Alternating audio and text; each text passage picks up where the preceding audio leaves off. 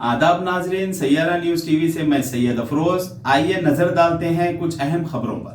5वें गुरु सिख धर्म के शहीदी दिन के मौके पर अमीरपेट गुरुद्वारा कमेटी के सदर भागेंद्र सिंह की जानिब से आज उनके शहीदी दिवस याद मनाया गया है।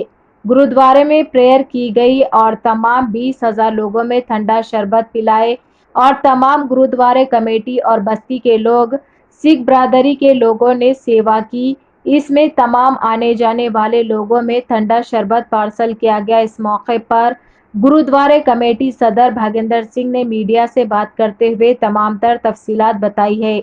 इस मौके पर तमाम नौजवानों ने भी हिस्सा लिया और इस मौके पर प्रबंधक कमेटी गुरुद्वारे साहिब अमीरपेट और सतसंगत जी president Sardar Bhagendra Singh, general secretary Sardar Surendra Singh, state secretary Narendra Singh, joint secretary Sardar Jogendra Singh भी मौजूद थे। भागेंद्र सिंह, प्रेसिडेंट प्रबंधक कमेटी गुरुद्वारा साहिब अमीरपेट, आपके टीवी के माध्यम से मैं सारे देश को आज के दिवस के महत्वता के बारे में बताना चाहता हूँ। आज हमारे सिख धर्म के 5वें सदगुरु जो गुरु नानक साहब जी की गद्दी पर विराजमान साहिब श्री गुरु अर्जन देव जी महाराज जी का शहीदी दिवस है। आज के ही दिन उस समय की हुकूमत ने उनके सच्चाई को, उनकी की हुई सेवाओं को, उनके किए हुए परोपकारों को बर्दाश्त नहीं कर सकी। वो चाहते थे कि गुरु ग्रंथ साहब जिसकी संपादना गुरु अर्जन देव जी महाराज ने की, ज़ोर ज़बरदस्ती से उसमें अपनी वाणी दर्ज कराना चाहते थे। और भी बहुत से वजह थे जिसकी वजह से वो इनकी सच की दुकान को बंद करना चाहते थे। इस करके पंचम पातशाह जी को तसीहे दे देकर उन्हें शहीद किया गया।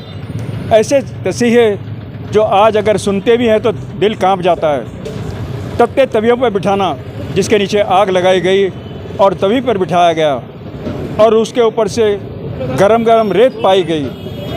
अगले दिन गरम गरम देग में उबले हुए पानी में उन्हें बिठाया गया।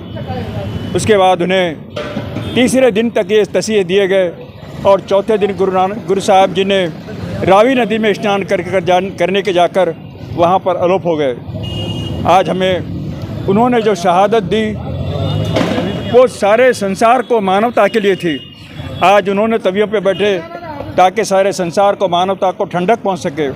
आज का दिन हम इसी वजह से जो सरदाई, जो ठंडियाई, जो शरबत हम जो बांट रहे हैं लोगों की प्यास बुझाने के लिए, आज के इस मुक़द्दस मौके पर जनाब मोहम्मद सलीम सदर नशीन तेलंगाना स्टेट हज कमेटी की क़यादत में जनाब B Shafiullah IFS executive officer हज कमेटी, जनाब शेख हमीद पटेल कॉरपोरेटर कोंडापुर रंगारेड्डी, जनाब सैयद निज़ामुद्दीन नारसिंगी, जनाब सैयद गुलाम अहमद हुसैन करीमनगर, जनाब इरफान शरीफ असिस्टेंट एग्जीक्यूटिव ऑफिसर हज कमेटी के हमरा मंगल 23 मई को सुबह शमशाबाद इंटरनेशनल एयरपोर्ट का दौरा किया, जहां आज़मीन हज की रवानगी व वापसी के इंतजामात का जायजा लिया गया।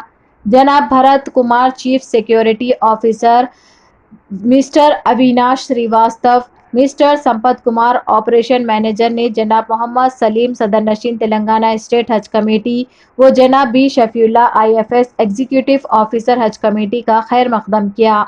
इन अहदेदारों ने आज़मीन हज की रवानगी व वापसी से मुताल्लिक़ तफसीली गुफ्तगू की और ज़ेर तामीर अलहदा हज टर्मिनल का मुआयना करवाया, जहां से आज़मीन हज की रवानगी व वापसी होगी।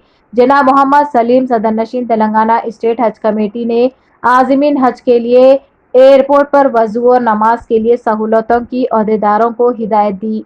उन्होंने कहा कि आज़मीन हज को वापसी के वक्त शमशाबाद इंटरनेशनल एयरपोर्ट पर कन्वीनियर बेल्ट सरबराह करने की हिदायत दी ताकि हाजियों को सहूलत हो सके। एयरपोर्ट अथॉरिटी ने जनाब मोहम्मद सलीम सदर नशीन तेलंगाना स्टेट हज कमेटी, जनाब B Shafiullah IFS executive officer हज कमेटी की हिदायत पर अमल करते हुए एयरपोर्ट पर हाजियों को कन्वीनियर बेल्ट सरबराह किया जाएगा। तो जैसा कि आपने देखा नाजरीन, क्या हो रहा है देश और दुनिया में, इसी तरह के लेटेस्ट न्यूज़ देखने के लिए हमारे चैनल को सब्सक्राइब करिए, लाइक करिए, शेयर करिए और हमें दीजिए इजाज़त।